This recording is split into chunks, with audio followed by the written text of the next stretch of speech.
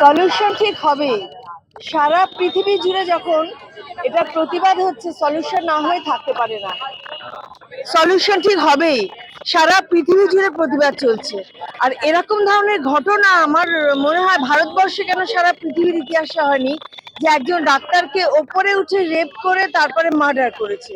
তো এটার জন্যই আমরা বিচার চাইছি।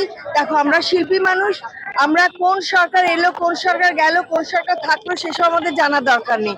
আমাদের কথা হচ্ছে I want justice, we want justice. আমরা বিচার চাই এবং খুব তাড়াতাড়ি বিচার চাই, এবং আশা করি হবে। আর একটা বিচার চাইতে গেলে তো আর অল্প টাইমের মধ্যে হয় না, সেটা তো পুরো দেখতে হবে, ক্লু বার করতে হবে, তারপরে একটু তো টাইম লাগবে। তবে এটা অবশ্যই হবে, কারণ সবাই প্রতিবাদ করছে, ছোট বাচ্চা থেকে আরম্ভ করে বয়স্ক অব্দি সবাই প্রতিবাদ করছে, ডেফিনেটলি হবে। আসলে অনেক কটা দিন হয়ে গেল, এত মানুষ এত কিছু বলেছে, এখন না ভাষাটা পুরো হারিয়ে গেছে। আমি প্রথম থেকেই ভীষণ স্তম্ভিত। এখনো ওই ঘটনাটা যতটুকু আমরা শুনেছি, ভাবলে পুরো গা শিউরে ওঠে। তো আমি মানে আলাদা করে তো কিছু বলবো না, যেটা শান্তনাদি বললো সেগুলো, এবং আমাদের বহু লক্ষ লক্ষ মানুষের একটাই প্রতিবাদ, একটাই চাওয়া। আর তার জন্য আজকে আমরা আর্টিস্ট ফোরাম থেকে এখানে জমায়েত হয়েছি। এই এখানে আমরা সবাই জড়ো হয়েছি, তার একটাই ভাষা, যে আমরা সত্যিটা জানতে চাই এবং এত বড় অন্যায় যেন না হয়। আজও আমার ভাবলে গা শিউরে ওঠে।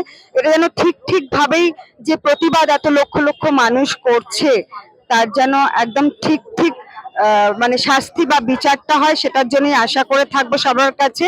এবং সত্যি কথা যে আমিও কোনো আলাদাভাবে রাজনৈতিক নিয়ে বলছি না, একজন সাধারণ মানুষ, সাধারণ শিল্পী হিসেবে একদম একই চাওয়া, বিচারটা হোক, ঠিক বিচার হোক, মেয়েটা তো ন্যায্য এটা পাক।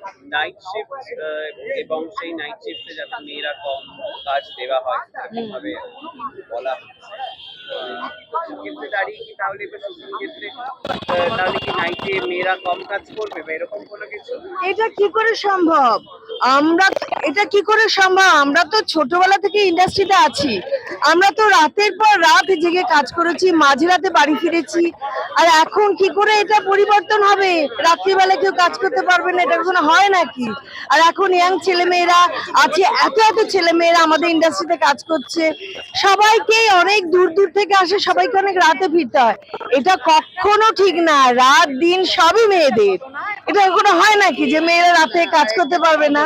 আমি একটা বলি, এটা কোনো সমাধান নয় আজকে 2024-এ দাঁড়িয়ে যে নাইট ডিউটি মেয়েরা করতে পারবে না। কারণ কাজটা হসপিটালে যখন আমি হসপিটালের কাণ্ড নিয়ে হয়েছে বলেই এবং সেখানে বলা হয়েছে বলেই বলি, কোনো প্রফেশনেই এটা হয় না, বিশেষ করে হসপিটালের মতো একটা জায়গায়, সেন্সিটিভ জায়গায়, সেখানে মহিলা রোগীদের বা তাদের তখন কি পুরুষরা যাবে? তাহলে তখন তারা সিকিউর কি? এটা কোনো সলিউশন বলে আমার মনে হয় না, এবং এটা নয়, এবং এটা হবেও না। হয় নাকি? মেয়েরা আজকে এত প্রতিবাদী, এত সাহস, এবং সব জায়গায় তারা রয়েছে, কোন জায়গা কোন সেক্টর থেকে তাদেরকে বলবে নাইট ডিউটি করবো না? এটা সমাধানও নয়, এটা বোধহয় ঠিক নয়। এটাই আমার।